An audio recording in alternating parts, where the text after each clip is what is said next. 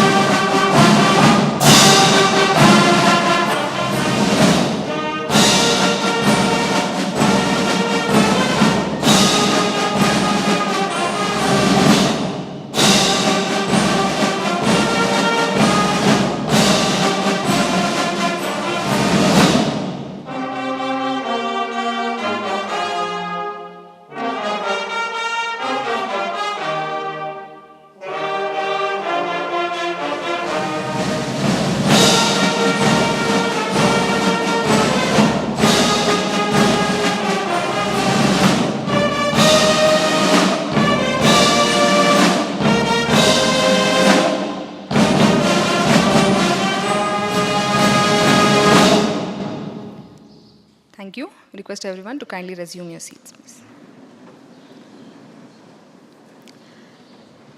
Invoking the blessings of the Almighty and offering our pranams to Sadguru Sri Madhusudan Sai, academicians and educationists, staff and students, brothers and sisters seated here, and everyone joining us live, Namaste and a very good morning. This is the second edition of the All India Vice-Chancellors Conference 2025 presented by Sri Sathya Sai University for Human Excellence, and we welcome you all to the inaugural session.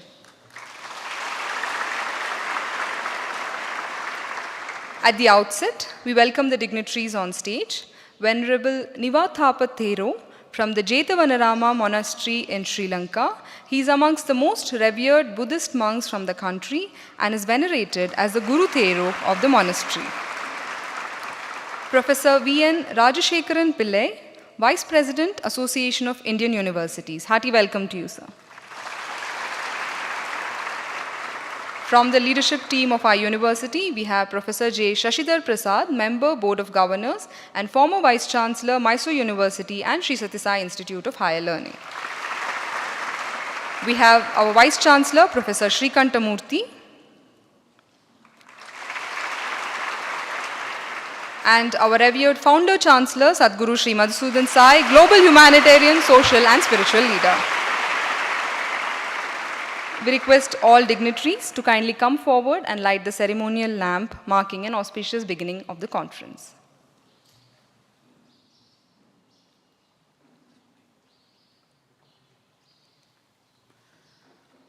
Asato ma sadgamaya tamaso ma jyotirgamaya mrityorma amritang gamaya. Om Shanti Shanti Shanti.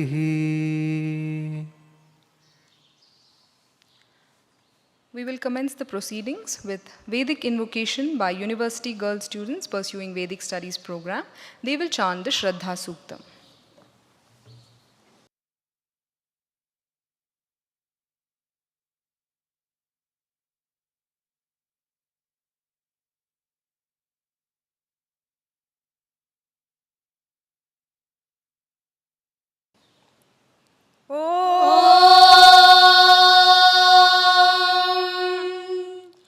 Shri Gurubhyo Namaha Harihi Om Shraddhaya Agnis Samidhyate Shraddhaya Vindate Havihi Shraddham Bhagasya Murdhani Vachasa Vedayamasi Priyagga Shraddhe Dadataha Priyagga Shraddhe Didasataha Priyam Bhojeshu Yajvasu Idam Mauditam Kridhi Yatha Deva Asureshu Shraddha Mugreshu Chakrire Evam Bhojeshu Yajvasu अस्माकमुदितं कृधि श्रद्धान्देवाय जमानाः वायुकोपा उपासते श्रद्धागुं हृदयया पूर्त्या श्रद्धया हूयते हविः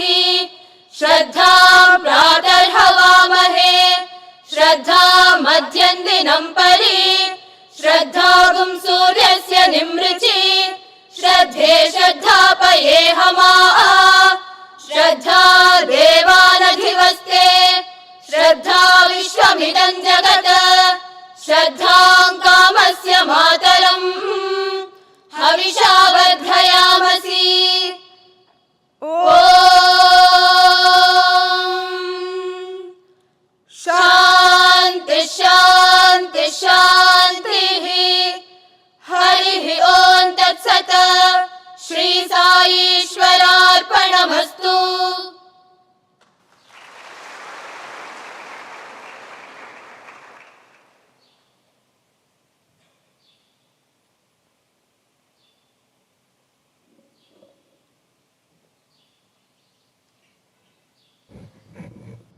In an era of conflicting ideologies, it is paramount that the youth of our nation are guided by the right kind of value systems. The Sri Sathya Sai University for Human Excellence functions through the integration of human values into education in order to manifest the inherent divinity within each individual. It envisions to build the next generation leaders in every sphere of human society. In pursuit of this mission, the first edition of the conference in February earlier this year was on the theme Values-Based Education in the Indian Context, and it saw participation from over 50 universities. Building on its success and inspired by the National Education Policy 2020, the second edition's theme is Humane Education for a Better World.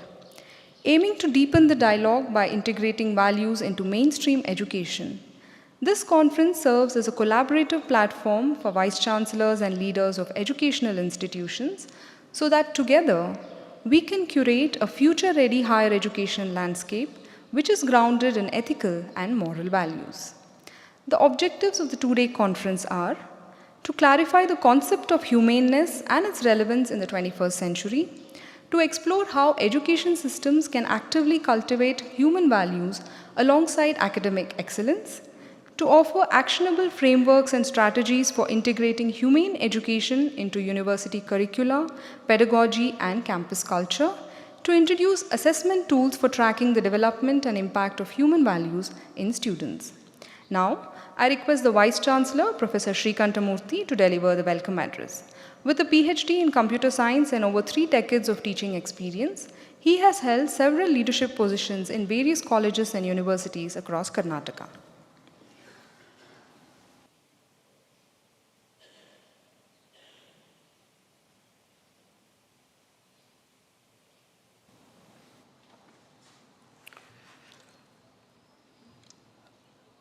Reverend Founder and Chancellor, Sadhguru Sri Madhusudan Sai, Professor Rajshekaran Pillai, Vice President, Association of Indian University and Vice Chancellor of Somaya Vidyavihar University, Mumbai, Professor J. Shashidhar Prasad, former Vice Chancellor of University of Mysore and Sathya Sai Institute of Higher Learning, esteemed Pro-Chancellors, Vice-Chancellors, Directors, distinguished guests, educators, and my dear brothers and sisters and students.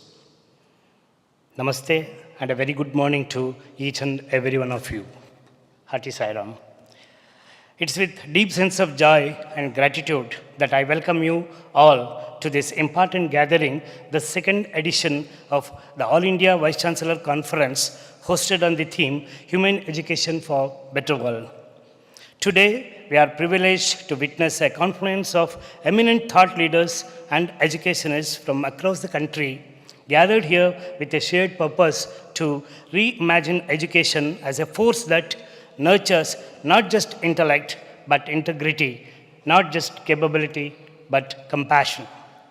The end of education is character, Bhagavan Sri Sathya Sai Baba. This timeless ideal reminds us why we are here today, to ensure that education does not simply prepare students for jobs, but prepares them for life, rooted in values and a sense of responsibility to society. We are especially blessed to be in the divine presence of our revered Chancellor, Sadhguru Sri Madhusudan Sai, the founder of Sri Sathya Sai University for Human Excellence. Sadhguru's life is a radiant example of a compassion in action, transforming lives through free and values-based education, healthcare, and nutrition, touching millions across more than 100 countries. Dear Sadhguru, your vision goes beyond the conventional. You have redefined the very purpose of education, making it path to selflessness, service, and spiritual evolution. On behalf of all gathered here, I offer our humble pranams and extend our deepest gratitude for your divine presence and continued guidance. I welcome you, Sadhguru.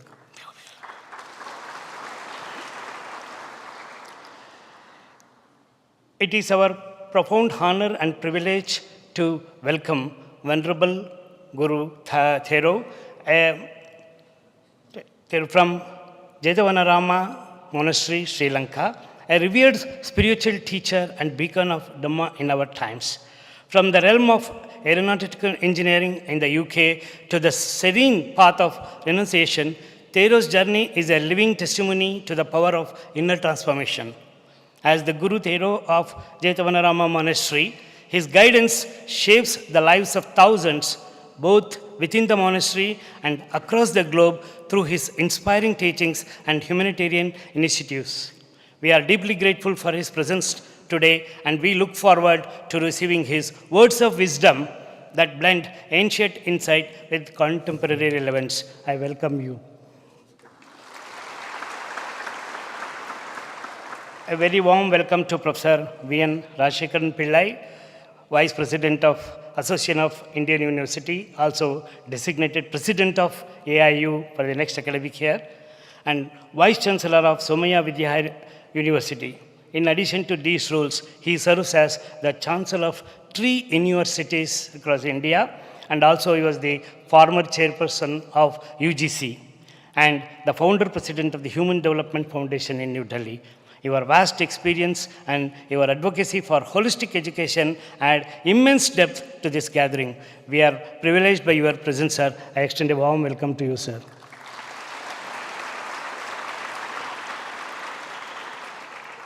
Heartfelt welcome to our Professor Shashidhar Prasad, former Vice-Chancellor of the University of Mysore, and Sri Sathya Sai Institute of Higher Learning, and also presently, he is the member of the Board of Governors of Sathya Sai University for Human Excellence. Your lifelong contributions to academia and your association with institution rooted in values lent great strength to today's dialogue. I welcome you, sir. We are especially grateful to welcome all the Pro-Chancellors, Vice-Chancellors, Directors, and Senior Educators who have traveled from across more than 20 states. Your presence here today is a strong statement of commitment towards reshaping higher education in India, not just in terms of outcomes, but in terms of values and vision. I welcome all of you to this.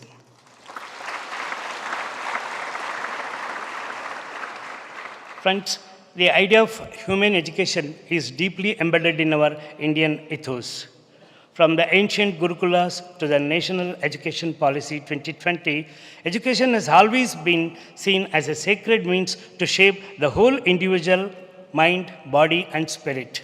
However, in today's fast-paced and result-driven world, we often risk losing sight of the essence. That is why this conference is so vital. It calls upon us to pause and ask, are we raising informed minds or awakened souls? Are we also teaching kindness, courage, and conscience? The effort under NEP 2020 and UG's Maulya Pravaha initiative would mark a beginning, but much more needs to be done, especially at the level of higher education. The values that students receive in their formative years must be strengthened, not diluted, as they move into colleges and universities. This conference, in many ways, is a humble but hopeful step in that direction. As educationists, we are not merely teaching, we are touching lives. This conference gives us a space to reflect on how our institution can become not just a center of academic excellence, but crucibles of character and conscience. Let us use this opportunity to listen, to learn from one another, and to carry forward ideas that will help build a more humane and harmonious world through education. We are deeply inspired by the global humanitarian and transformative works of Sadhguru Sri Madhusudan Sai, whose missions feeds the hungry, heals the sick, and educates the undeserved across continents. His vision reminds us that a filled stomach and a healthy body are the foundation upon which transformative education can take root. Education that shapes individuals into men and women of values, strength, and service. Once again, I extend my warmest welcome to each one of you. May the deliberations today be insightful, inspiring, and deeply meaningful. Thank you. Sai Sairam.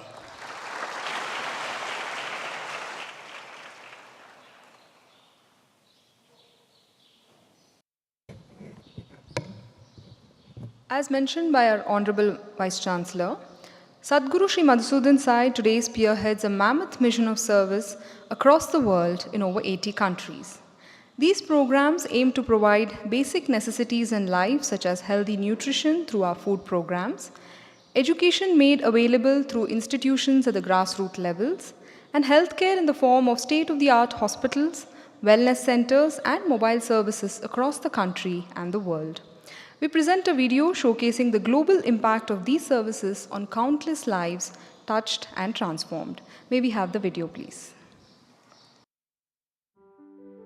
One world, one family is the ethos at the heart of our mission. This ideal comes from an ancient Indian principle which considers the whole world as one global family.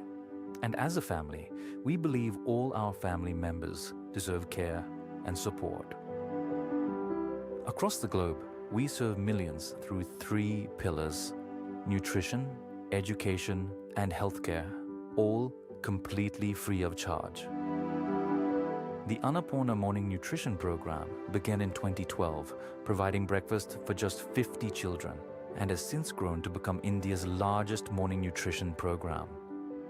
Today, millions of school children across India and beyond receive the Sai Shore multi-nutrient supplement, helping them begin each day nourished and ready to learn.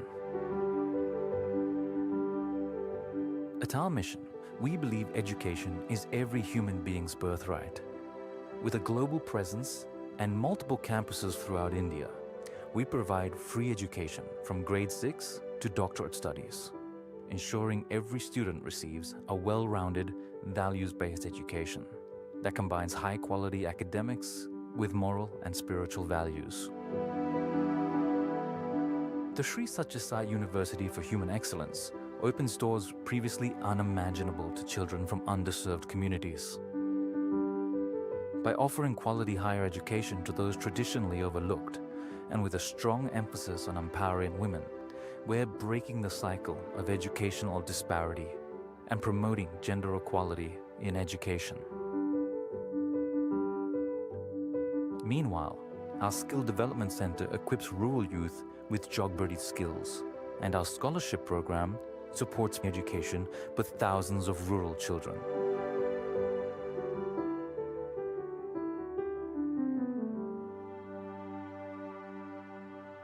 Our commitment to empowerment is also demonstrated by People's Shores, an impact sourcing organization in the United States. We help youth from marginalized communities gain skills for the digital economy. This innovative model delivers high-valued business services while transforming lives and uplifting communities.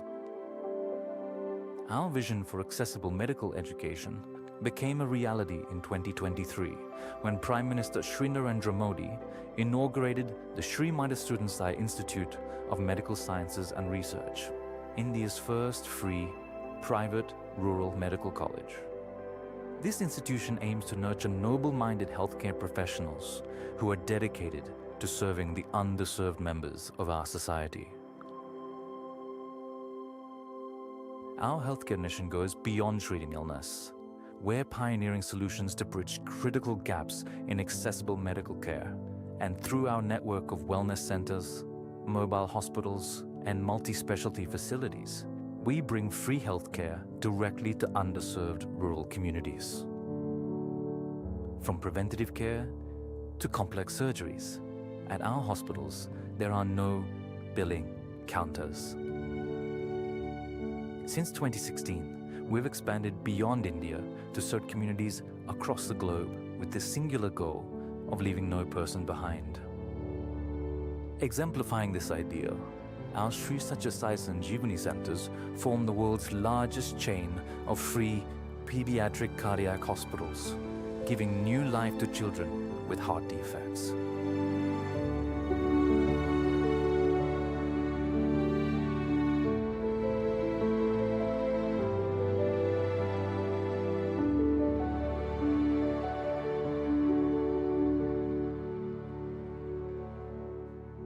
With continually growing needs worldwide, we're expanding our healthcare facilities with the world's largest free hospital, a 600-bed facility that demonstrates our dedication to accessible healthcare for all.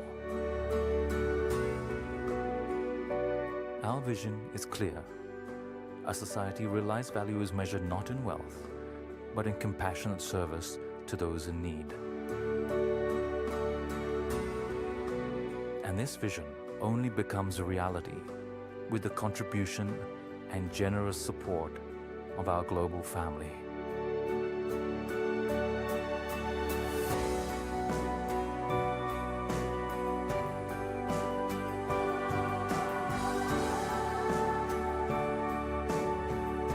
After all, we are all one world, one family.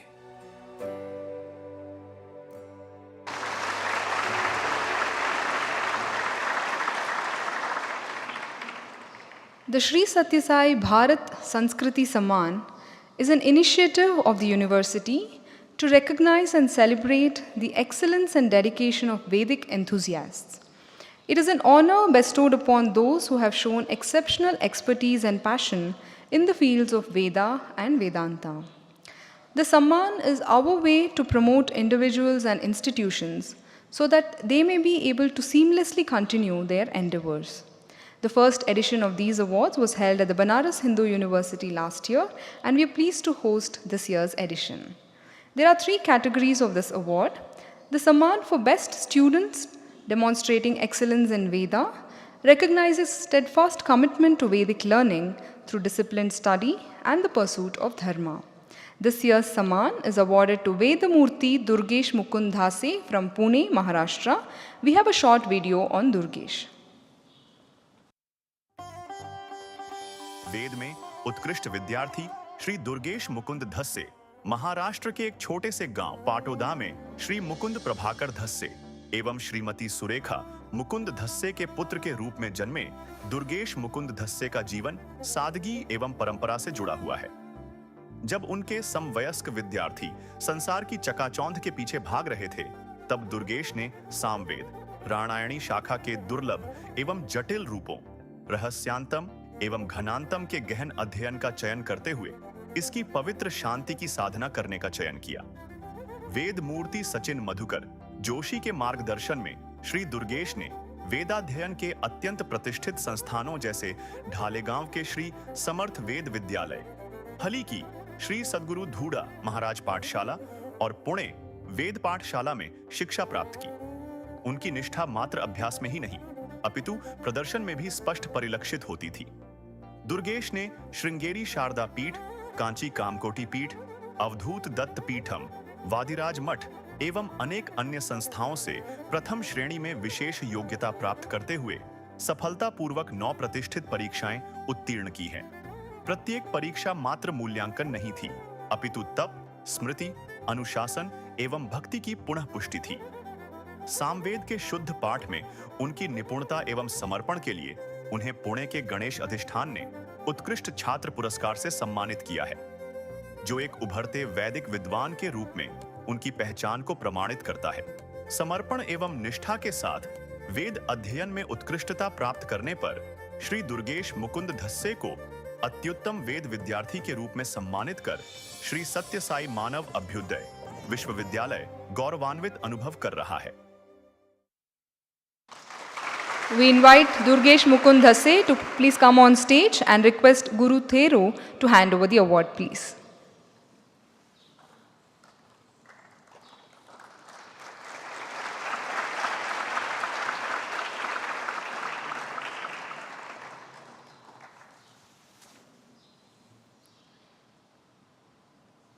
A dedicated student of Samaveda, Durgesh has mastered its rare forms including Rahasyantam and Ghanantam under esteemed gurus. He has excelled in 9 national level examinations, earning distinctions from revered institutions such as Sringeri Sharda Peetham and Kanchi Kamakoti Peetham. Next, the Samman for Best Teacher honors a guru whose life embodies the highest ideals of scriptural wisdom, imparting knowledge, preserving and transmitting the timeless truths of Sanathana Dharma by shaping young minds. The Samman for Best Teacher goes to Professor Ganesh Ishwar Bhatt, Head of Department of Advaita Vedanta at Rajiv Gandhi campus of Central Sanskrit University, Sringeri. May we have the video on Professor Bhatt. वैदिक ज्ञान के प्रचार हेतु समर्पित विद्वान प्राध्यापक श्री गणेश ईश्वर भट्ट भारतीय ज्ञान परंपराओं की कालातीत धारा में ऐसी ही अद्वैत ज्योति के तेजस्वी वाहकों में से एक विद्वान प्राध्यापक श्री गणेश ईश्वर भट्ट हैं। एक विद्वान, एक शिक्षक, एक मार्गदर्शक, जिनका जीवन वेदांत की शाश्वत आत्मा के प्रति एक समर्पित अर्पण है। कर्नाटक के तटीय अंचल में स्थित वंदूर होन्नावर में जन्मे प्राध्यापक श्री भट्ट की जड़ें एक ऐसी वंश परंपरा में स्थापित हैं जो परंपरा एवं सेवा से सिंचित है। श्री गंगाधरेंद्र सरस्वती महास्वामी जी एवं विद्वान शंकर भट्ट जैसे महापुरुषों के सानिध्य में उनका ज्ञान पोषित हुआ, जिन्होंने वैदिक ज्ञान की ज्योति से उनका पथ प्रदर्शन किया। कृष्ण यजुर्वेद से लेकर वेदांत शास्त्रों तक शास्त्रीय संस्कृत पिछले 2 दशकों से अधिक समय से वे केंद्रीय संस्कृत विश्वविद्यालय के राजीव गांधी परिसर में विद्यार्थियों को अद्वैत वेदांत की ज्योति प्रदान कर रहे हैं। विद्वत सभाओं, राष्ट्रीय संगोष्ठियों एवं शास्त्रीय परिसंवादों में उनकी सतत उपस्थिति, जहां उनके शब्दों में स्पष्टता रस के साथ तथा बुद्धि भक्ति के साथ मिश्रित होती है। लेखक एवं संपादक के रूप में उनका कार्य शाश्वत चिंतन को नवीनता एवं शास्त्रीय अनुशासन के साथ उपलब्ध कराते हुए संस्कृत की शास्त्रीय ग्रंथ संपदा को समृद्ध करता है। देश भर के मठों एवं संस्थानों द्वारा सम्मानित प्रो भट्ट का सर्वाधिक उज्जवल अलंकार उनकी विनम्रता है। वेदों को संपूर्ण संसार में घर से लेकर कक्षाओं तक भी वे उसी सटीकता एवं समर्पण से वैदिक शिक्षा प्रदान करते हैं। समर्पण एवं निष्ठा के साथ वेद अध्यापन में उत्कृष्टता के परिणाम स्वरूप विद्वान प्राध्यापक श्री गणेश ईश्वर भट्ट को आदर्श वेदाध्यापक के रूप में सम्मानित कर श्री सत्य साई मानव अभ्युदय विश्वविद्यालय गौरवान्वित अनुभव कर रहा है। I request Professor Rajashekaran Pillai to please hand over the award to Professor Ganesh Ishwar Bhatt, please.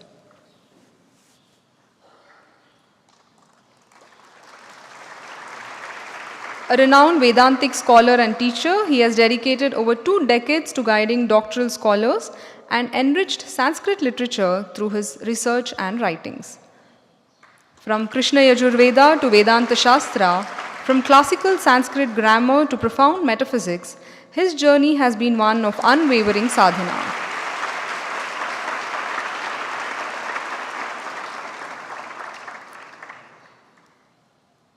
Lastly, we have the Samman for Best Vedic School or Pathshala, honoring an institution which is dedicated to the preservation and propagation of Sanatana Dharma through authentic Vedic learning, disciplined pedagogy, spiritual ambience, nurturing seekers on the path of Bharat's heritage for generations to come. This Samman is awarded to Veda Vijnana Gurukulam, Muddenahalli, Karnataka. May we have the video, please. सर्वश्रेष्ठ गुरुकुलम 2024 भारत की इस पवित्र भूमि में जहां कभी वेदों की गूंज वन उपवनों एवं नदी किनारों तक फैली थी, वहां आज भी वह प्राचीन पुकार केवल पुस्तकों में नहीं, अपितु उन लोगों के अनुशासित जीवन में सुनाई देती है जो इसे जीते हैं। विचारशील विद्वान प्रो रामचंद्र भट्ट ने वर्ष 1997 में बेंगलुरु के निकट चेन्नेहल्ली के शांत वातावरण में वेद विज्ञान गुरुकुलम की स्थापना की थी। यह मार्गदर्शक संस्थान मात्र एक विद्यालय नहीं है, अपितु आंतरिक रूप में एक तपोवन है। यहाँ प्राचीन गुरुकुल पद्धति आधुनिक विचारों से समन्वय करती है, जिससे विद्यार्थी केवल शास्त्री ही नहीं, धर्म में दृढ़ एवं समाज के प्रति समर्पित आत्मज्ञानी के रूप में भी निर्मित होते हैं। इसकी आत्मा में एक सशक्त स्वप्न छिपा हुआ है, ऐसे विद्वान साधक निर्मित करना जो ज्ञान, भक्ति, अनुशासन एवं सेवा को आत्मसात करते हुए वेदों का अध्ययन करें। यहाँ एक सामान्य दिन भोर से पहले प्रारंभ होता है और दिन भर की गतिविधियां जैसे नित्य पाठ, अनुष्ठान, योग, गोसेवा, श्रम सेवा और कराटे व दंड युद्ध जैसे शारीरिक अभ्यास एक पवित्र लय में चलती है। वैदिक शिक्षा और राष्ट्रीय पुनरुत्थान में योगदान हेतु गुरुकुलम को निरंतर 3 वर्षों 2022, 2023 एवं 2024 से विजय वैजयंती पुरस्कार से सम्मानित किया गया है। यह मात्र एक शिक्षा केंद्र नहीं है, यह भारत, सनातन धर्म एवं वेदों की शाश्वत अग्नि के प्रति एक जीवंत यज्ञ, एक पवित्र समर्पण है। वैदिक ज्ञान एवं समग्र शिक्षा के संवर्धन में महत्वपूर्ण योगदान हेतु वेद विज्ञान गुरुकुलम को उत्तम वेद गुरुकुलम के रूप में सम्मानित कर श्री सत्य साई मानव अभ्युदय विश्वविद्यालय गौरवान्वित अनुभव कर रहा है। We request Dr. Mahabhaleshwar Bhatt, Principal of Veda Vijnana Gurukulam, to please come on the dais and receive the award from Sadhguru.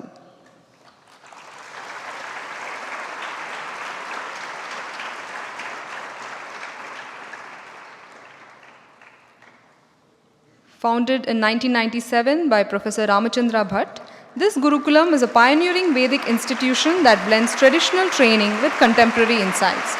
Rooted in discipline, devotion and service, it nurtures scholar sadhakas through holistic education, daily anushtana, yajnas and community outreach.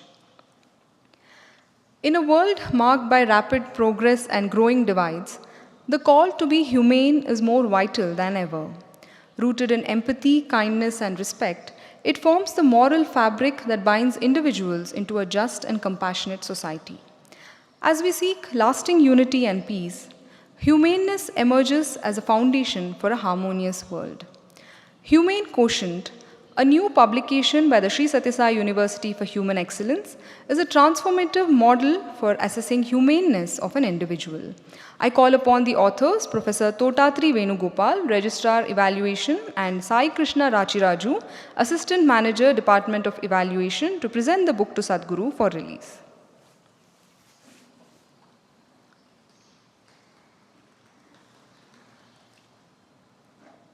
The HUQ employs a psychometric self-assessment questionnaire mapped to 8 values including selflessness, empathy, integrity, acceptance, responsibility, equity, diversity, and inclusivity. It offers integrated approach to evaluate the evolution of care from self-care to socio-care to universal care of an individual.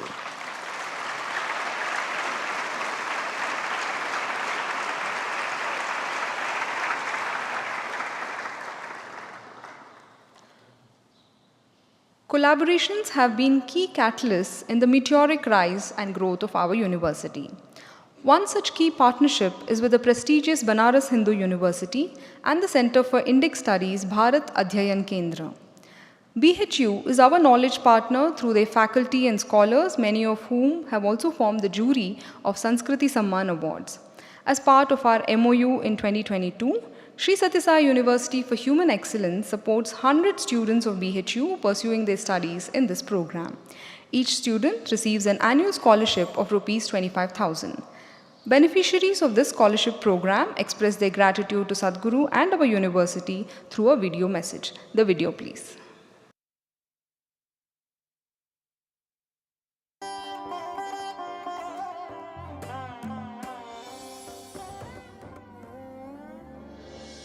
नारायणं नमस्कृत्य नरं चैव नरोत्तमं देवीं सरस्वतीं व्यासं ततो जायमुदीरये अज्ञानतिमिरन्धस्य ज्ञानाञ्जनं शलाकया चक्षुरुन्मीलितं येन तस्मै श्री गुरुवे नमः। सर, जैसा कि हम जानते हैं कि हिंदू स्टडीज़ एक नया कोर्स है और हमें इसमें किताबें और रिसोर्सेज कलेक्ट करने में बहुत समस्याएं होती हैं, किंतु इस स्कॉलरशिप की मदद से बिना अपने घर पे प्रेशर क्रिएट किए हम उस पैसे का यूज़ करके अपने लिए किताबें खरीद पाए। अस्माकं परिवारस्य आर्थिकस्थितिः अतीव समीचीना नास्ति, अतएव अस्याः छात्रवृत्त्याः अस्माकं कृते आवश्यकता आसीत्। एतदर्थं Shri Sathya Sai university for human excellence इत्याख्येभ्यः विश्वविद्यालयेभ्यः भूरि भूरि कृतज्ञतां विभर्मि। धन्यवादाः।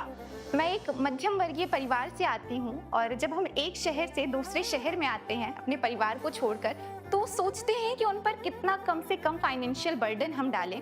श्री सत्य Sai university for human excellence ने हमें स्कॉलरशिप प्रोवाइड कराई और अपने अध्ययन को भी सुचारू रूप से आगे बढ़ा पा रहे हैं। श्री सत्य साई संस्कृति सम्मान 2025 के लिए चुना गया हूँ और इसके लिए मैं श्री सत्य Sai university for human excellence और हिंदू स्टडीज भारत अध्ययन केंद्र काशी हिंदू विश्वविद्यालय को धन्यवाद ज्ञापित करता हूँ। जैसा कि कौटिल्य के अर्थशास्त्र में कहा गया है, अर्थो धर्म मूलम, कि अर्थ ही धर्म का मूल है। जैसे धर्मशास्त्र, हिस्ट्री ऑफ धर्मशास्त्र बाय पी.वी. काणे, वाल्मीकि रामायण इत्यादि की मैंने खरीद की और अपनी पढ़ाई में बहुत ज़्यादा सहायता प्राप्त की। मैं अपने लिए अध्ययन के लिए बहुत सारे मूल ग्रंथों को मैं खरीद पाया और इससे कारण मुझे सेमेस्टर में अच्छे अंक प्राप्त हुए। इसके लिए मैं Shri Sathya Sai university for human excellence और भारत अध्ययन केंद्र को हृदय की गहराइयों से धन्यवाद ज्ञापित करता हूँ। मुझे हिंदू धर्म को जानने में विशेष रुचि रहती है, जिसके लिए मैंने चारों धाम की यात्राएं संपन्न की है। उससे प्राप्त धनराशि के द्वारा मैंने चारों धाम की यात्राएं संपन्न की। श्री सत्य Sai university for human excellence के द्वारा छात्रवृत्ति मुझको प्राप्त हुई है। इस छात्रवृत्ति के द्वारा अपने कार्य को आगे बढ़ाने के लिए प्रेरित हूँ। मैं जीवन भर इस सहायता का आभारी रहूँगा। आर्थिक मदद से मैंने भारतीय दर्शन में बहुत सारी किताबों का एक संग्रह तैयार किया, जिससे मेरे और मेरे सहपाठियों को पढ़ाई करने में मदद मिलती है। उसने जिस तरीके से लोगों को, आर्थिक पिछड़े हुए बच्चों को एक नया प्लेटफॉर्म दिया है पढ़ने के लिए, और श्री सत्य Sai university for human excellence को धन्यवाद देना चाहता हूँ।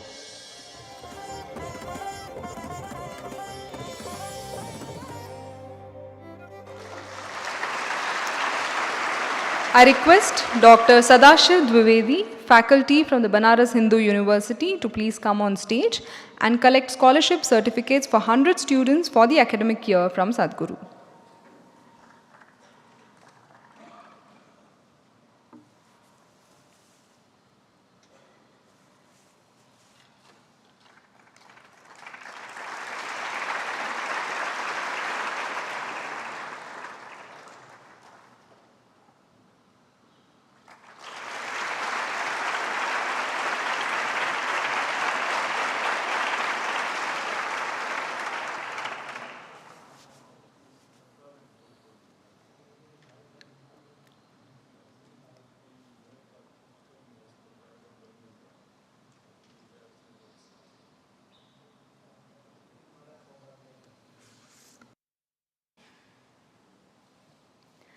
Now, we request our guests of honor to address us, please. First, Venerable Niva Thapathero, whose journey from an aeronautical engineer in the UK to a revered Dhamma master in Sri Lanka exemplifies a life rooted in truth and renunciation.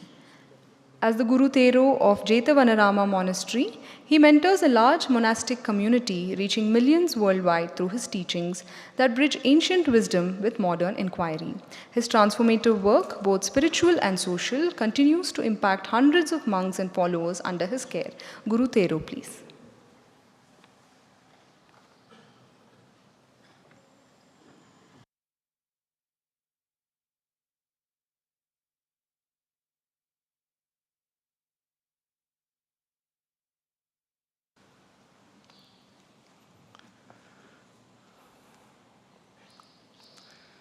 नमस्ते, आप सबको स्वागत करता हूँ।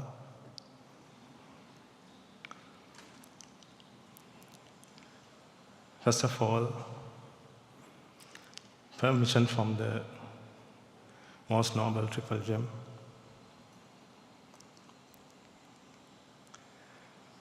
Sadguru Sri Madhusudan Sai-ji, most distinguished guests,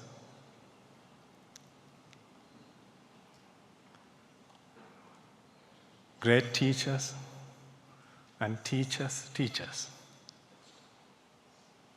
and sons and daughters. It's a privilege for me to speak to you today,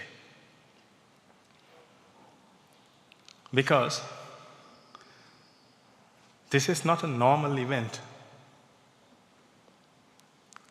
This is a spiritual event. I feel that I speak to my teachers who made my life fantastic. My spiritual teachers and my school teachers, university teachers. You all are the heart of this world, and you all are the brain of this world. You navigate the world, ladies and gentlemen. You create the world. That's why Gurur Brahma, Gurur Vishnu, Gurur Devo Maheshwara, Gurur Sakshat Param Brahma, Tasmai Sri Guruve Namaha. That's why you all are the Brahma. You create the world. You create all the facilities. You create new lives. And you preserve the world. You are Vishnu. You preserve this world with your wisdom.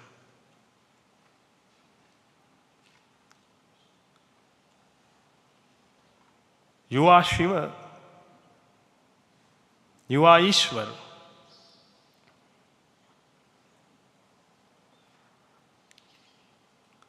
You govern the world.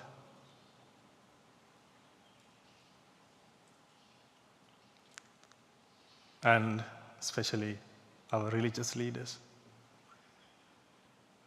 They navigate people's heart towards Param Brahma.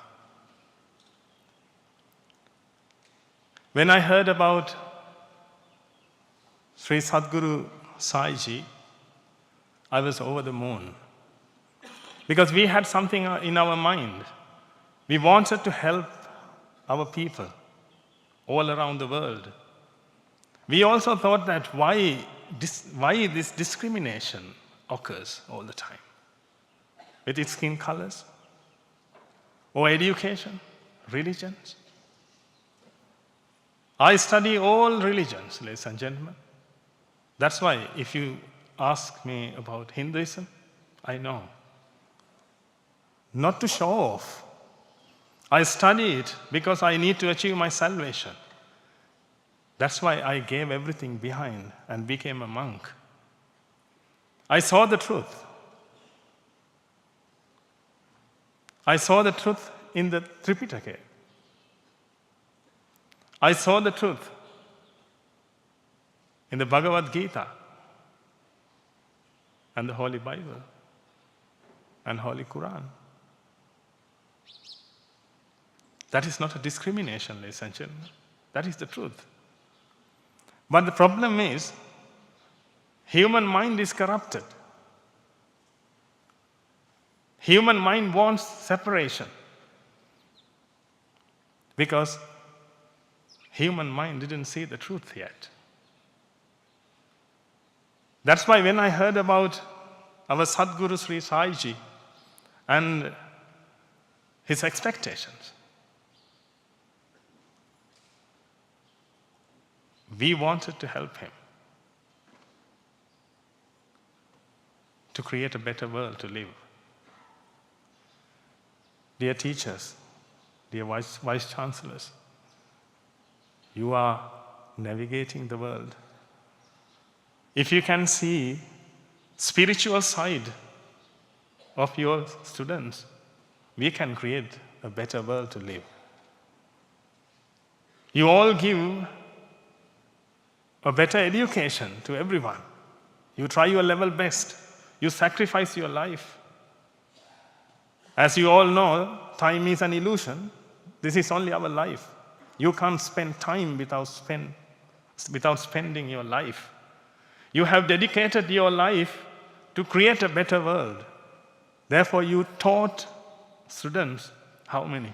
Perhaps you can't count.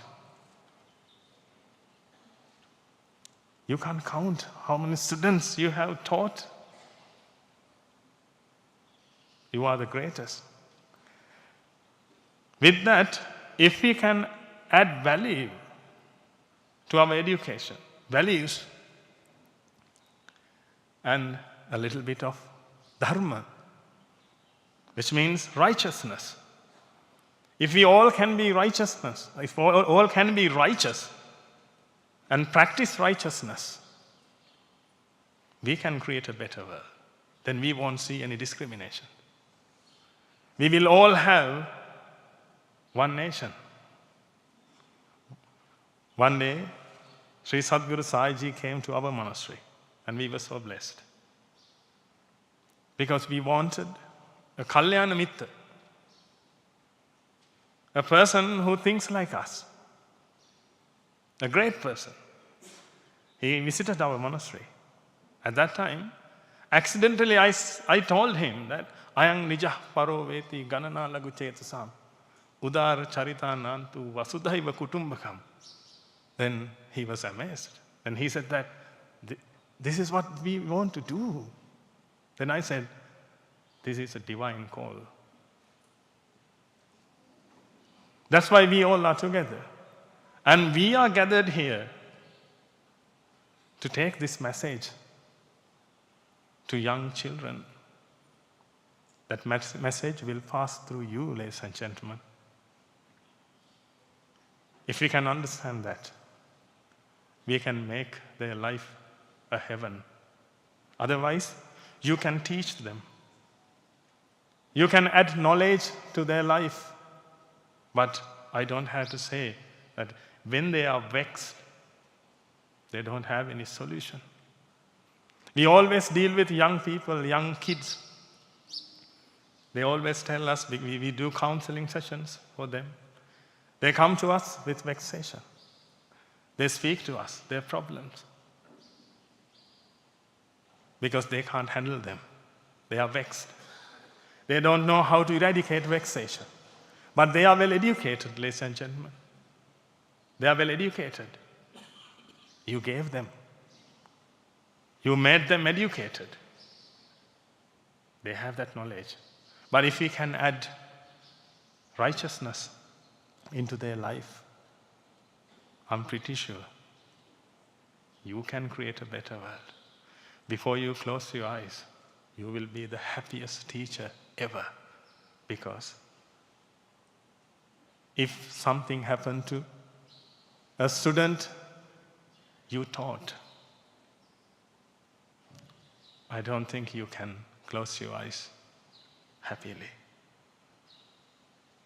Therefore, if we can have value-based education, and if we can teach them humanity, not only about atoms, electrons, protons, architectural designs, if we can add values to their life,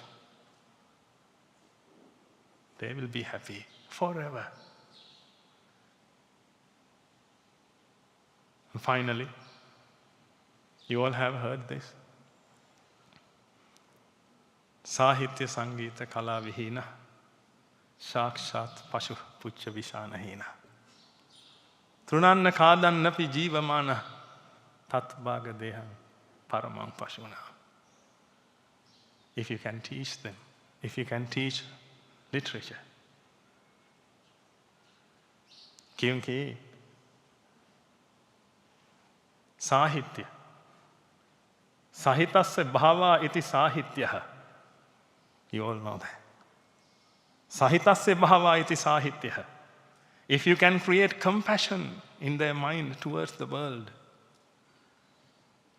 then we can empower our Sri Sadguru Sai Ji's expectation, goal. Let's help him as you have done so far and you have been doing. Let's help him. From our side, we can provide mental health discussions through our wisdom. Whatever language you need, because we study 17 languages in our monastery so far to spread the Dhamma. I study 5 languages. I can preach in 3 languages. I do all these things, and we all do these things out of compassion. We don't earn anything. He doesn't earn anything. And you know better than me, this is not a simple organization. Can you imagine the weight he holds on his shoulders? Therefore, I'm privileged to be here and help him to achieve his goal. Vasudhaiva Kutumbakam. We expect you to do the same. You do it, and I want you to continue it. And thank you very much for inviting us to this sacred event. I especially thank Sadguru Sri Madhusudan Sai Ji for his undivided compassion towards the entire world. Thank you very much. May the blessings of the Noble Triple Gem be with you. Thank you.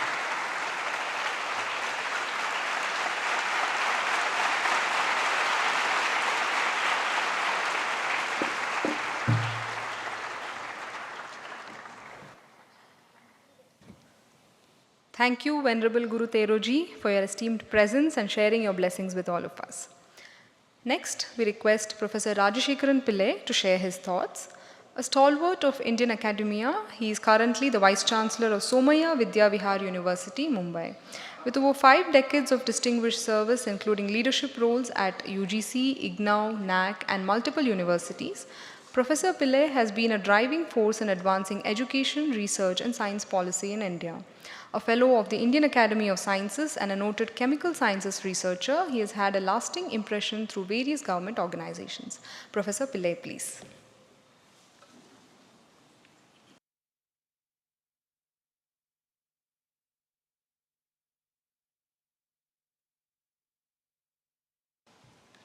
Namaskaram. Most revered Sadguru Sri Madhusudan Sai, Founder Chancellor of Sri Sathya Sai University of Human Excellence and the spiritual leader of the world. Revered spiritual leader from Sri Lanka, our chief guest, Guru Nivatapa Thero. Professor Shashidhar Prasad, distinguished scientist, ex-VC of Mysore University, ex-VC of Sathya Sai University, Puttaparthi, member of the Board of Governors of this great institution, Sri Sathya Sai University of Human Excellence. Professor Srikanta Murthy, VC of this great institution. Distinguished Vedic scholars and social service leaders who were honored today by this great institution. Delegate Vice-Chancellor colleagues from the different universities in India and abroad. Dear teachers from different institutions, students, social volunteers, my brothers and sisters, to all of you, my humble pranam. It is a great privilege for me to come to this very serene function. Of course, I have heard about this institution, but I didn't have an occasion to experience the ambience of this great institution. After I reached here, of course, a few hours only I spent here till now. The type of ambience, the spiritual ambience, the humane excellence, that is what you are seeing here. It is not human excellence, it is the humane excellence we are seeing here. Of course, the topic of the seminar or conference of the Vice-Chancellors is humane excellence for education, education. When we say about education, of course, I have been a teacher for the last 54 years. So, education is for enhancing the quality of life and life management systems. When we say life, it is not the life of the mankind alone, life of not the individual, life of the whole world, Vasudhaiva Kudumbakam. And I have been seeing that three areas this institution, this not just an institution, I mean some sort of a global movement, is doing is on nutrition, education and health. If we concentrate on these three things, the rest of the things will come automatically. Everything will, everybody, every individual, every human being will be empowered if we just look at these three basic things. Bharata, Professor M.S. Swaminathan used to say, he's no more, he used to say, nutrition and education, nutrition and basic education. These are the two things which need to concentrate when we talk about human development. And these are very important. When we talk about in a particular conference in education, these things are very important. And then what is we are imparting knowledge and skills. That is the purpose of our classroom teaching, laboratory teaching, project, whatever it may be. We are imparting knowledge and skills as teachers. These knowledge and skills are definitely, as I mentioned earlier, it is for enhancing the quality of life and life management systems. But if you do not know whose life management we are just looking at, probably our application of the knowledge and skills may fail. The knowledge and skills is only the text of education, T-E-X-T, text of education. And this text of knowledge and skills need to be applied to the society, not only to the human beings, then to the entire universe. And this, if we want to apply meaningfully, impactfully, this knowledge and skills, that is the text of education, to the society, we should know the context of the knowledge and skills, the context of the society. The context is not just determined by whatever we see physically here. Context has, as the revered Guru from Sri Lanka mentioned, it has other connotations, religious, spiritual connotations. Spiritual and physical. And these are two sides of the same coin. We cannot just concentrate on just knowledge and skills and then forget everything and say that everything will come automatically. Nothing will come. Therefore, this context of the knowledge and skills has a lot of connectedness with religiousness, spirituality, social underpinning. All these things are there. We talk about inclusivity, we talk about women's education, all these things, and then we talk about people who need to be empowered in the society. So we talk about religious and religious and linguistic diversity. All these things are very, very important. Only a person who is getting education, along with this knowledge and skills, he or should, the educated youth, they should also understand the relevance of this context of education. This text-context correlation is nothing but the social relevance, religious relevance, spiritual relevance of education. And therefore, unless and until we connect the text and context in this way, the education will not be complete. And that is the area institutions of this kind are doing. And it is very, very important. Of course, we heard about the purpose of education or learning by different definitions. Learning to know, to get knowledge, learning to do, that you get skills, learning to learn, further learn, and then learning to live together. Learning to live together. This is much, and then learning to unlearn also. Learning to live together, we should know the society, the problems of the society in a ground way. We have to understand the educated person. And if a person gets education like that, understanding the context of the knowledge and skills, definitely the education will serve the purpose. That is institutions like Sri Sathya Sai Institute of Human Excellence is doing. And then learning to unlearn is also very important. It's very important, much more important than learning to learn. Unlearning is nothing but throwing away prejudices. I am a distinguished scientist.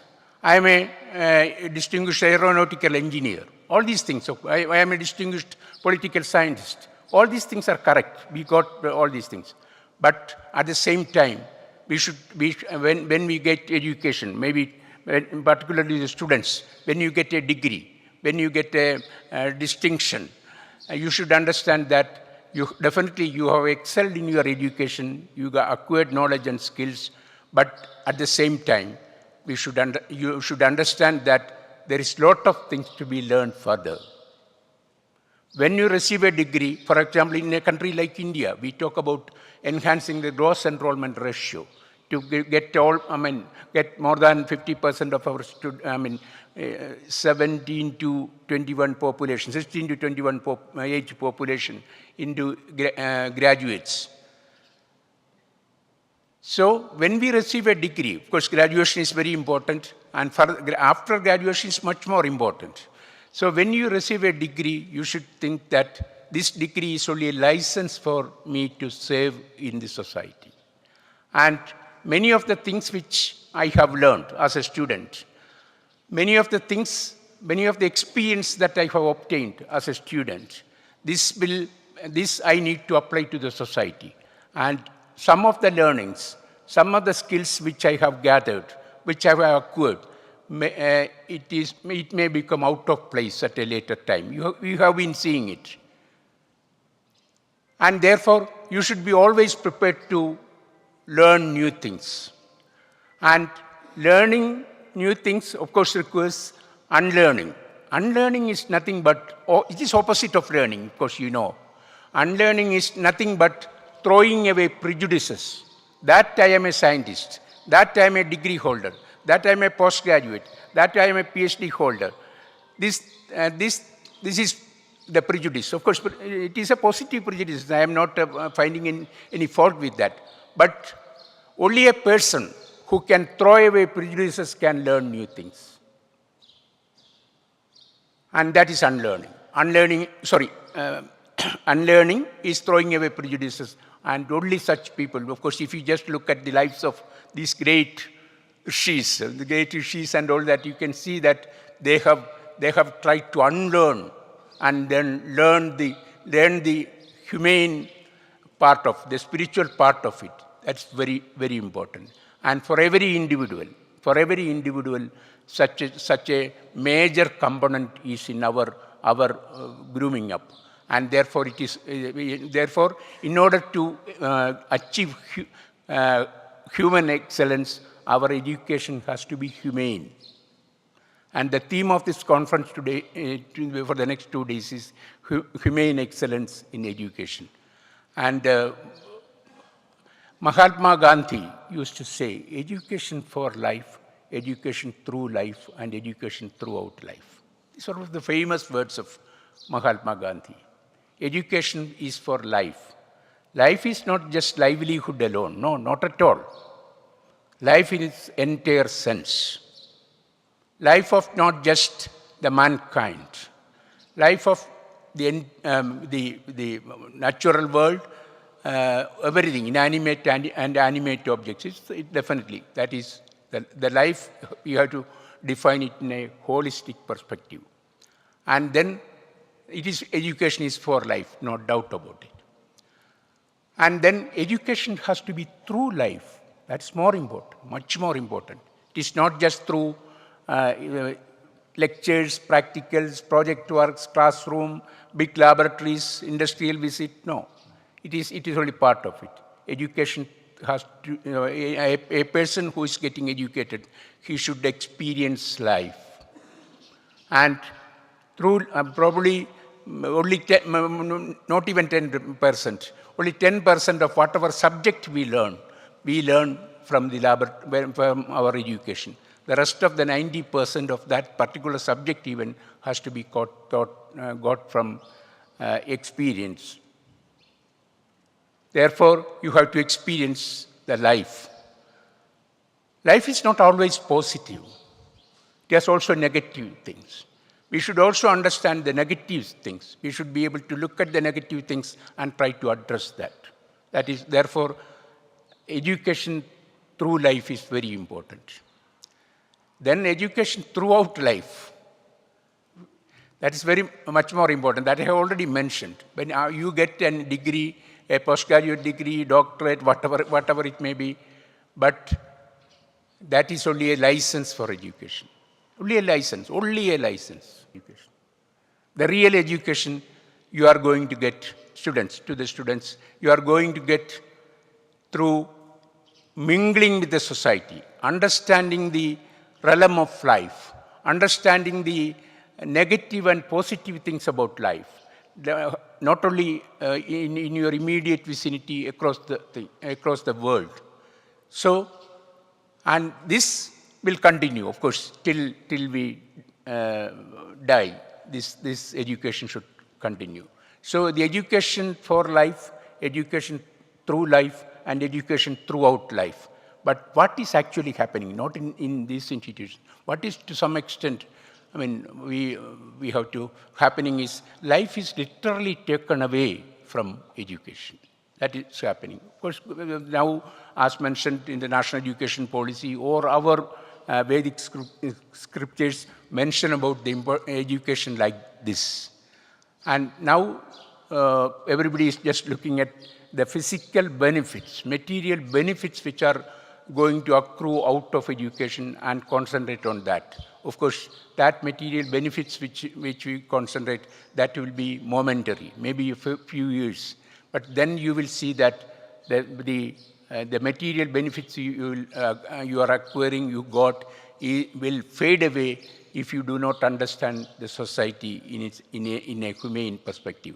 And therefore, humane excellence, only through humane education you can achieve human excellence. And that is definitely the preamble of this great institution also.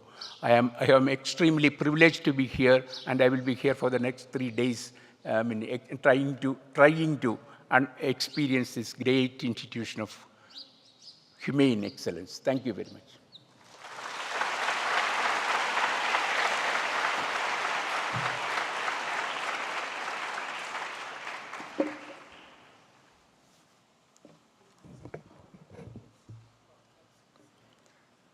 Thank you, sir, for sharing your deep understanding and insights. We are grateful to both our speakers for their enriching presence. We extend a token of our appreciation first to Guru Tero Ji.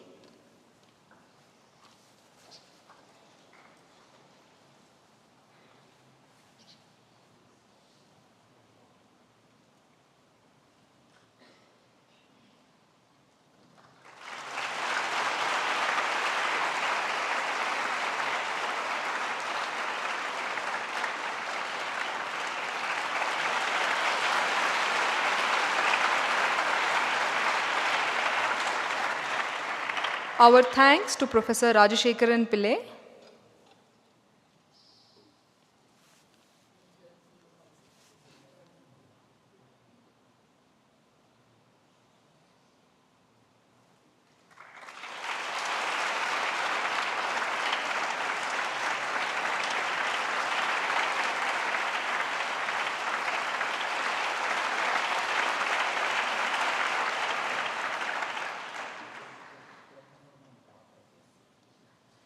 We now pray to Sadhguru for his benedictory address.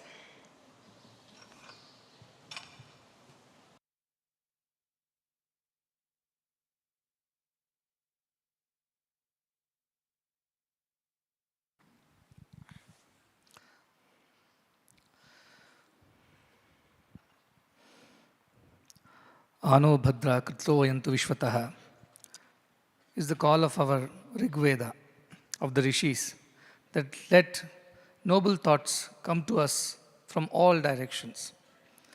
I think this openness to learn, unlearn, relearn, this is the essence of education. We are very privileged and honored to host the second edition of All India Vice-Chancellors Conference on a very important topic, which is to humanize education for a better world, for a united world.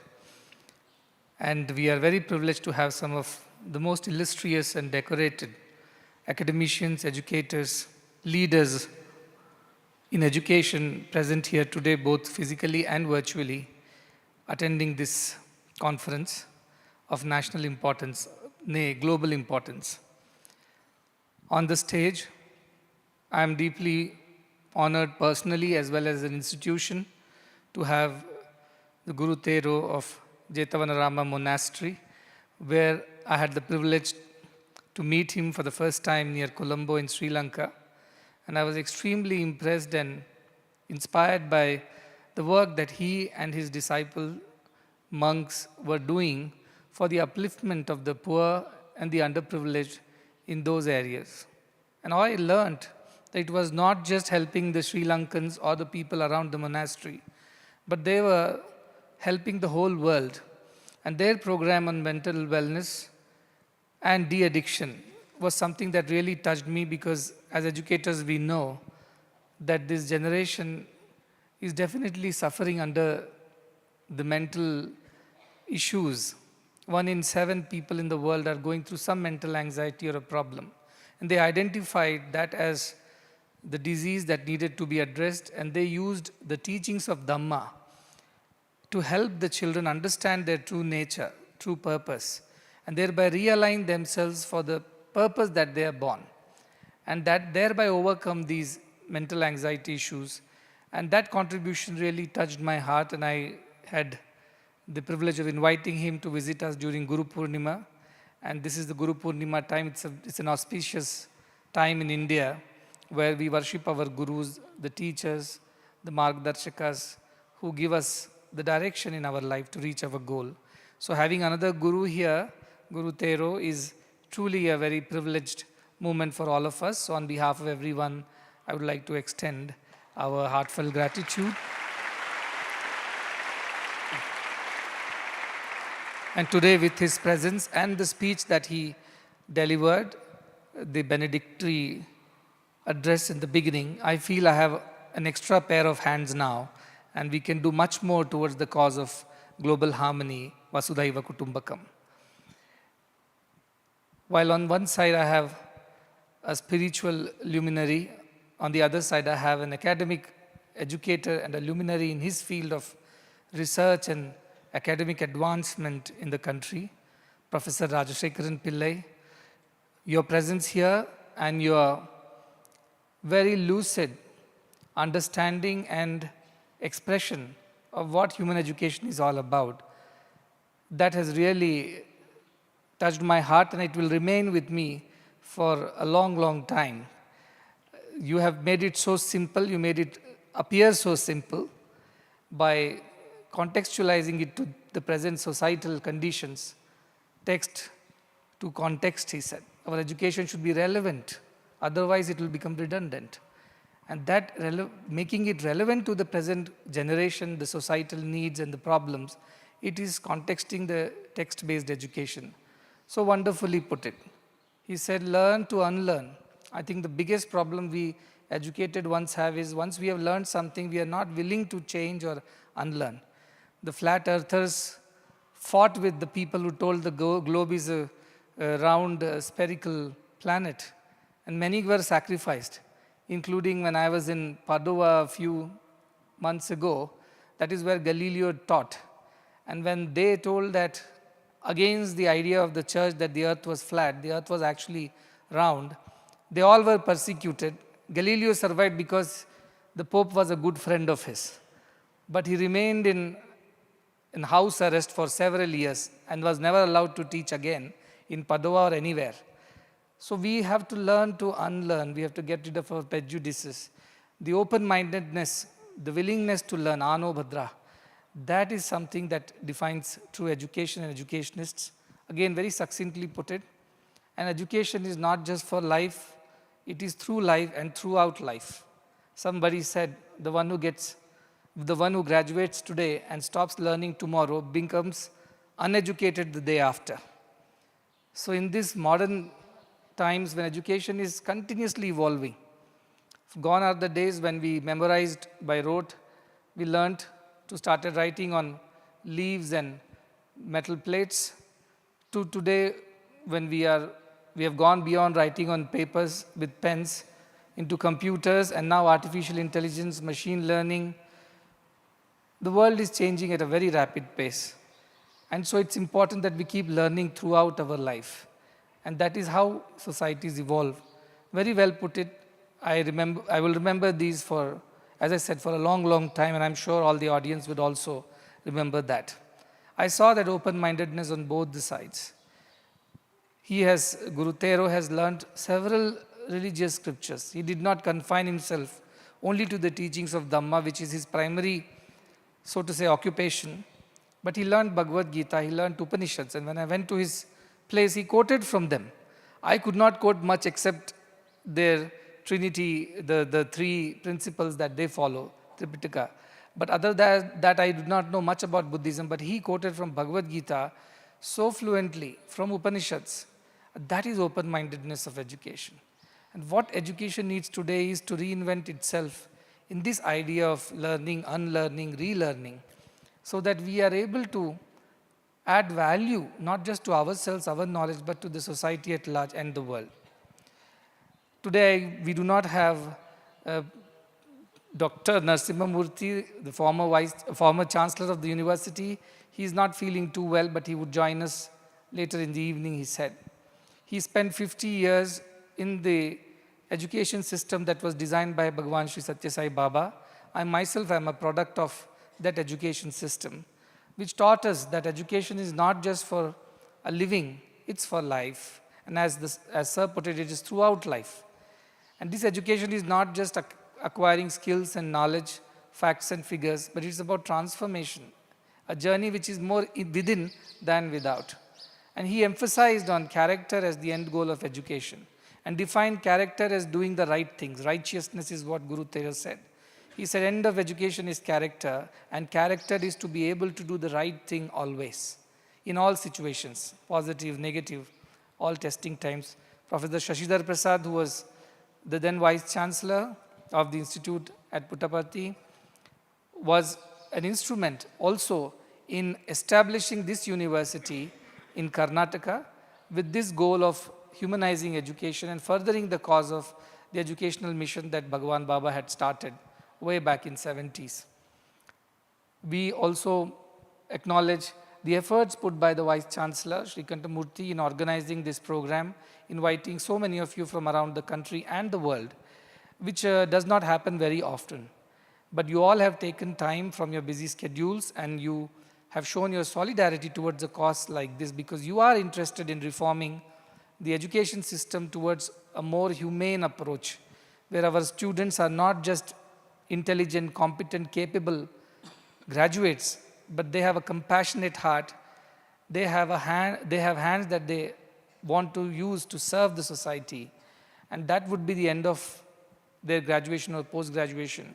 And you are working towards that. That makes us very happy. We are also very happy to be associated with Banaras Hindu University, which came up with a special unique program called Bharat Adhyayan Kendra a couple of years ago. It was almost the same time when we started the Vedic studies, Vedic Adhyayan Kendra in our university. And we had a lot of conversation, a lot of dialogue to understand how to help each other. And when this need was told that while most of the other degrees which would have a commercial value and some time, they would get sponsored, funded, or even you can take a loan on such education, Vedic Adhyayan or Bharat Adhyayan is something that is not very lucrative monetarily, so naturally there is less interest. But these children had so much of enthusiasm, we thought we must support this. And I'm so happy to see the kind of work that is happening, the children that they're benefiting. Last year we were at Banaras Hindu University to pay our tributes to the great Mahamana Madan Mohan Malviya ji, who conceptualized this idea of Indianized education in British times. And he had the courage to not just say it, but do it in those times, against all the odds. It was swimming against the tides then, 100 years ago. And today, 100 years later, we again are re-evaluating ourselves that Indian education system, as it was designed to be by the great rishis of the yore, or by the people like Madan Mohan Malviya ji, have we achieved it or have we not? And this is a kind of a poignant moment in the educational journey of our country, where we are taking stock of how far we have reached, whether we have done it right. And if not, can we do some course corrections and realign ourselves to humanizing education, which was the ultimate goal of Bharatiya Jnana Parampara. And this is where our university is making efforts. I know it's a small step, but then every big journey, long journey starts with one step. And that is the step that we are taking together in contextualizing our education to humanness in the society. If Narasimhamurthy ji was here, I'm sure he would have read out a letter which he often reads out, why humanness in education or humane education is important and not mere academic excellence. And I thought I would do it on his behalf, and I got the letter, and I will read it out for you because I can't remember the whole of it. I don't have a memory like his. And this is from a book which was by the psychologist, Israeli child psychologist, Chaim G. Ginot, in his 1972 book, Teacher and Child, a book for parents and teachers. And he had quoted this letter, which was purportedly found at the end of World War II in a Nazi concentration camp, written by some anonymous person. So we really cannot authenticate it. I know I'm in the presence of a lot of scientists and researchers, yet I would take the risk of saying this and quoting it from his book. And this letter, whoever had written it, it's not important. In India, we say, Aam khao gutli mat gino. So don't worry about the details of it. Let's get the essence. And the essence, he says, is, dear teachers, I am a survivor of a concentration camp. My eyes saw what no man should witness. Gas chambers built by learned engineers. Children poisoned by educated physicians. Infants killed by trained nurses. Women and babies shot and burnt by high school and college graduates. So I am very suspicious of education. My request is, help your students become human. Your efforts must never produce learned monsters, skilled psychopaths, educated illiterates. Reading, writing, arithmetic are important only if they serve towards making our children more human. Indeed, this letter is very powerful, and it is high time we infuse values in our education, is the conclusion of the author of the book. What impressed me is that back World War II, in 40s, the education was something that we had to be suspicious about because it did not produce humans. It only produced brilliant minds, intellectuals, very competent, capable hands, but no compassion in the heart. And that did not work for the world. Almost 100 years down the line, we have to again relook at our education system, whether we have created the humans that the education was supposed to create in the first place. And humans are not just endowed with a human body, the physiology, the biology of it. It is about the culture, it is the idea of compassion, it is about the idea of paropakara, to be able to use your skills to help others. That is the purpose of education, and I think I can speak on behalf of everybody that we really are not yet there. To some extent, yes, in pockets, yes, in certain institutions, yes. But as an entire education system of the country or the world, we are far, far away from that greater goal of humanizing education. Why it has not happened? Because it does not have an immediate monetary or tangibilized financial value. That is why it is avoided. I had a primary school teacher who joined us from a Bangalore-based primary school, and she joined us because she was disillusioned. Whenever she tried to teach values or moral stories, the management came back and said, don't waste children's time. We are getting paid by their parents to get them good marks so that they get the next admission in a bigger school or wherever. We are not here to waste their time teaching all these other things. Imagine the apathy, no understanding, the lack of understanding of what children should be taught in parents, teachers, and students. So our idea was to bring all these three components or three units together, which is parents, teachers, and students. Just teaching the students in the classroom is not going to help. To help it contextualize to the social needs, even the parents have to be included in the education system. They cannot be left out, because when the child goes home, he experiences another kind of environment where these values are not practiced at all, and he's confused, the child is confused. So we as educators have an extra responsibility. We cannot stop at just educating the students. We have to go beyond the call of duty and educate the parents and include them also in humanizing education. This is the need of the hour, and if we don't do it, nobody will do it. It is on us that we should take up this as a life's mission, not just as an education program, but with that enthusiasm of a missionary, that our mission is to really produce more humans. Our Sathya Sai University for Human Excellence, which is founded on the principles of Baba's integral education, which he put it very simply. And I'm happy to say, because he also acknowledged what Guru Tera was saying just now.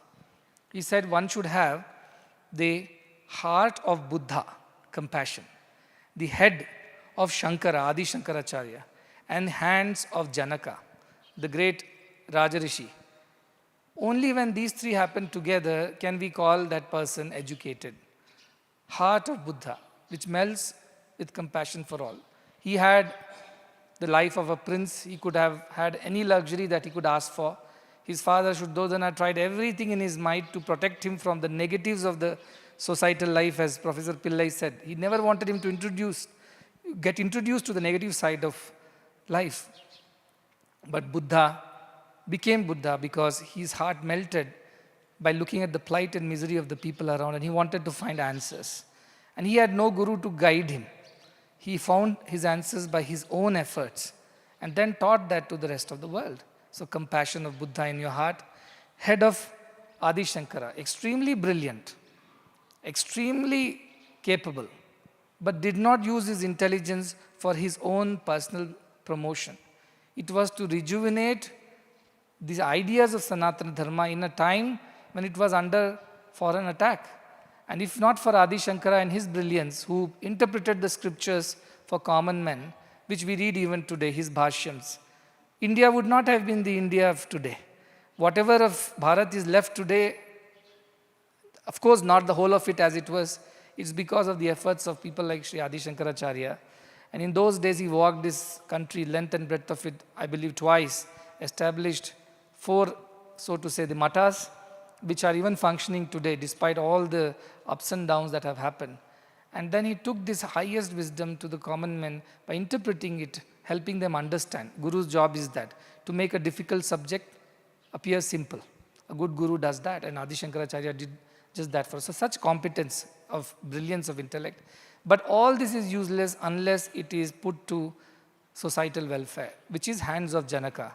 A king, an Atmagyani, a Brahmagyani, yet an administrator, a governor, a ruler for the people of his kingdom. That kind of combination is what is humanizing the education. Now, Professor Totatri Venugopal and his assistant, Sai Krishna, they have put a lot of efforts to give it some scientific flavor, a structured approach to understanding, analyzing, and measuring. Because what gets measured gets done. So how to measure these subtle, softer aspects of human personality, which is not as straight as evaluating their answer sheets for mathematics or science or even language. It is much deeper than that. Evaluating them as good humans is not easy, because what appears on the surface may not be what's within. So a much deeper understanding. They developed this over the last 2 years We have implemented this program in our university. And would you believe that some people have missed their gold medals because their human excellence question did not match up to the requirement of the university? They had academic excellence. They got 9 out of 10 as the CGPA, but they could not cross 8 in their human excellence question, we call it. Here it's called humane question. So they did not get the gold medal. We said, no, we are very serious about what we are doing. It's not just a lip service. We mean what we say. And so there were children who could not get the first rank or gold medal only because they missed out on this side, Just to send the message loud and clear that we really seriously are working on something like this. I'm not saying that it all will get adopted and implemented in all institutions by tomorrow. But if we don't start working towards this, then there is no hope in the future. So at least a few vice-chancellors, few universities, not as compulsory or mandatory program, but as an alternative way of assessing your students, as an elective. If we can introduce these things, I'm sure some students with that kind of background would get interested in the beginning. Bharat Adhyana Kendra is an example. This course wasn't there, students were not there, professors were not there, but today there are teachers, professors, students who are studying this. Likewise, human education program or humane question might not be the assessment criteria today, but in times to come, some universities will adopt it. Some people will do it voluntarily out of their own interest, and I hope in times to come it will become a normal thing.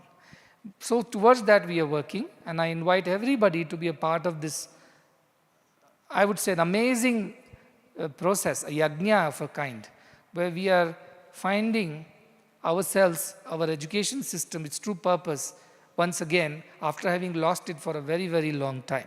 And now we have no excuse. We are not under any other foreign rule. We are not lacking resources. We do not have deficit of infrastructure or capacities. All that is in place. Plus the government is very proactive. The NEP 2020 talks about these ideas, may not be in this kind of a structured way, but it does discuss these ideas and asks for its implementation. We together, if we can come and resolve that we would do whatever we can in our might. I know we have constraints within which we operate, but we have tried to make it as neutral, as free of any particular ideology, philosophy or religion, and make it more scientific, more acceptable to everybody in the society. So let's give it a serious thought. And this is the second step from the first Vice-Chancellors Conference. And I'm sure in the next step it will start getting implemented. So I wish you all the very best. Once again, I thank everyone who is a part of this noble initiative.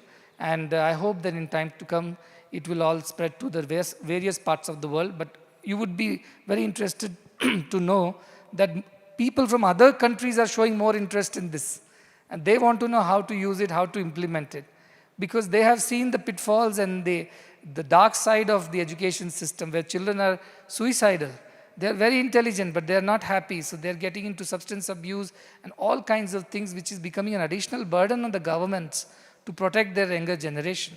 They are asking how to solve the problem. And the problem is to develop that humanness, which is a combination of some spiritual inputs and their academic competence and social relevance.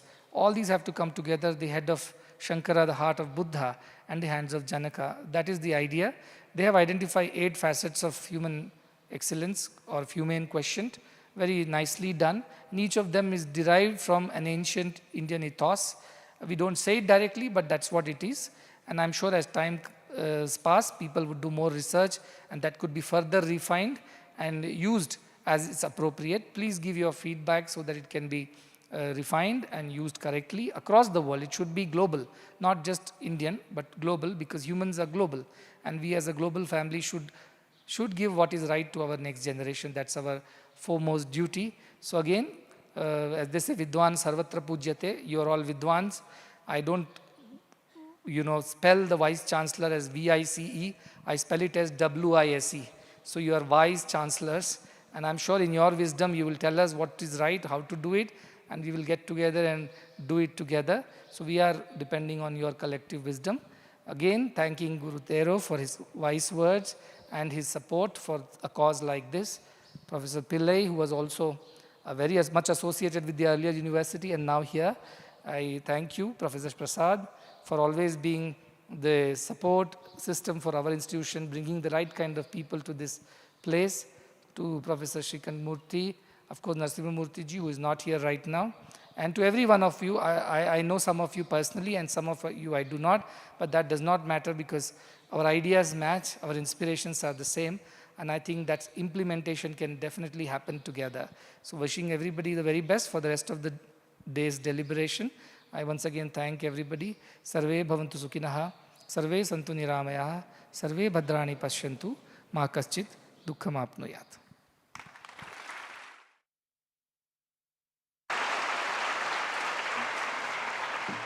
Thank you for your insights. With this, we conclude the inaugural session. There will be a break for 20 minutes, after which the technical sessions will begin at 11:15. Thank you.